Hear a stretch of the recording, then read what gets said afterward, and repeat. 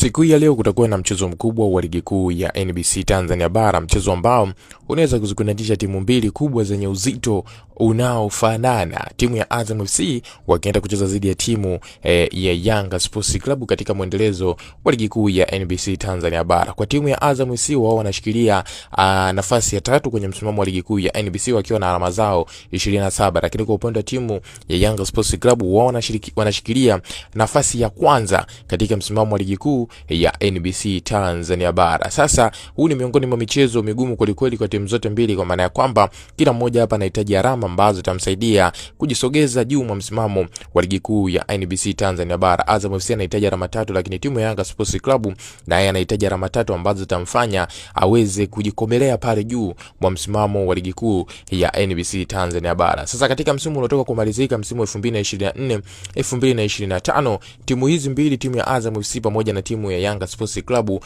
waliweza kukutana katika michezo mitatu kwenye michuano miwili tofauti. Mchezo wa kwanza ulikuwa ni wa kombe la ngao ya jamii, ambapo timu ya Yanga Sports Club waliweza kuibuka na ushindi wa chuma 4-1 dhidi ya timu ya Yanga Sports Club waliweza kuibuka na chuma 4-1 dhidi ya timu ya Azam FC. Lakini mchezo mwingine walikutana kwenye ile michezo miwili ya ligi kuu ya NBC Tanzania Bara, ambapo timu ya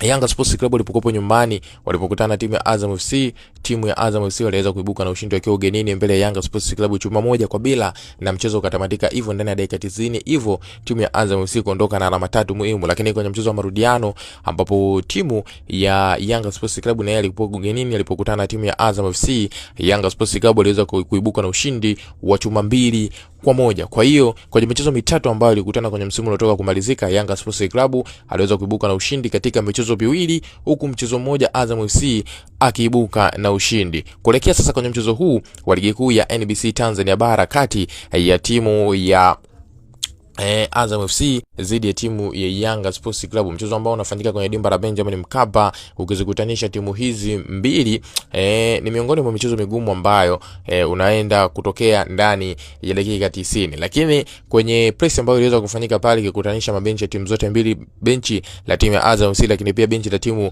ya Yanga Sports Club. Kwa upande wa benchi la timu ya Azam FC kupitia visabali wake Hashim Ibwe, yeye aliweza kuzungumza na kuweka wazi kuelekea kwenye mchezo huo hapo kati yao dhidi ya timu ya Yanga Sports Club. Kwa upande wake Hashim Ibwe alisema ya kwamba kwa Yanga sisi ni underdogi. Huo ndio ukweli na uhalisia, kitu ambacho tuna uhakika wa kuwa nacho ni wachezaji wazuri, mwalimu mzuri, na tutaonyesha mchezo mzuri. Sisi ni timu tu ya kawaida, hata kwenye ushindani wa hizo timu mbili kubwa sio size yetu. Hayo ni maneno ambayo aliweza kuyasema afisa habari na mawasiliano wa klabu ya Azam FC bwana Hashim Ibwe, akizungumzia kuhusiana sawa, wana kikosi kizuri, wana wachezaji wazuri, wana kocha mzuri, lakini wao watabakia kuwa underdog mbele ya timu ya Yanga Sports Club ukiangalia ukubwa ambao klabu ya Yanga wako nao. Lakini kwa upande wa benchi la ufundi wa timu ya Yanga kupitia mchezaji Mohamed Hussein Zimbwe Junior, yeye aliweka wazi na kuzungumza ya kwamba jukumu la kwanza hapo kesho ni kuhakikisha kuwa hatutaruhusu bao lolote. Jukumu la pili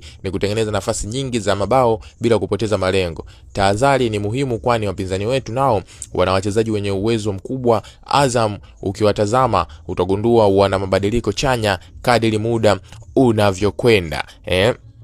Hiko ameweza kuzungumza mchezaji huyo wa timu ya Yanga Sports Club Zimbwe Junior Mohamed Hussein kuelekea kwenye mchezo wao dhidi ya timu ya Azam FC, akiweka wazi malengo yao ni kuhakikisha waruhusu bao, lakini pia kuhakikisha wanatumia nafasi ambazo watakitengeneza ili kuweza kupata ushindi. Lakini kwa kocha mkuu wa timu ya Yanga bwana Pedro, yeye naye akizungumza aliweka wazi na kusema ya kwamba tunaenda kukabiliana na timu ngumu sana kwenye ligi. Ni timu yenye nguvu, hasa tukizingatia mafanikio yao kwenye mashindano ya kimataifa. Tulishakutana nao kwenye finali za kombe la Mapinduzi, na nadhani watakapokuja wamejipanga vizuri zaidi. Tunacheza kwenye mazingira ambayo hatujazoea, kwani tangu nijue kuwa kocha wa timu hii ni mara ya kwanza anakuja uwanja wa Mkapa. Hayo ni maneno ya kocha mkuu wa timu ya Yanga Sports Club bwana Pedro Gonçalves akizungumzia kuelekea kwenye mchezo dhidi ya timu ya Azam FC. Sasa kuelekea kwenye mchezo huo tayari hapa kocha mkuu huyo wa klabu ya Yanga bwana Pedro amekushaweza kukitangaza kikosi chake cha kwanza ambacho kitakwenda kupambania alama 3 muhimu dhidi ya timu ya Azam FC, na kikosi hiko niko nacho hapa, nitakuja kukusogezea moja kwa moja hapa ili nawe uweze kufahamu namna ambavyo kocha huyu anaingia kwenye mchezo huu na mbinu ambazo atakwenda kuzitumia kwenye mchezo huu muhimu unaofanyika hapa kwenye dimba la Benjamin Mkapa.